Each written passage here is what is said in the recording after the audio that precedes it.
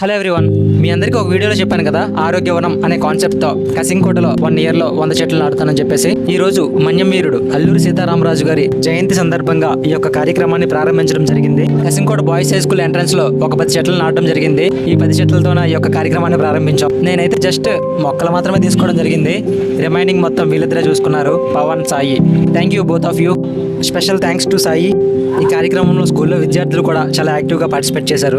Thank you all. నేను last time పెట్టిన వీడియోలో ఒకటి మెన్షన్ చేశాను, ఒక 100 మంది కామెంట్ చేయండి 100 చెట్లు నాటుతానని చెప్పేసి. ఎన్ని కమెంట్స్ వస్తే అన్ని చెట్లు అని చెప్పి ఫిక్స్ అయ్యాను. 45 days వెయిట్ చేశాను, బట్ 100 కమెంట్స్ అయితే రీచ్ అవ్వలేదు.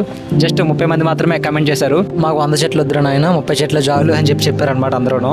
మీరు చెప్పిన మాట వినకపోతే బాగోదు కదా అని చెప్పేసి నేను కూడా ఇయర్కి ఇంకా 30 చెట్లతోనే ఫిక్స్ అయిపోయాను, మీరు చెప్పినట్టే. So 1 comment equal to 1 tree. ఈ రోజు 10 చెట్లు అయిపోయినాయి, ఇంకొక 20 మొక్కలు బ్యాలెన్స్ ఉన్నాయి.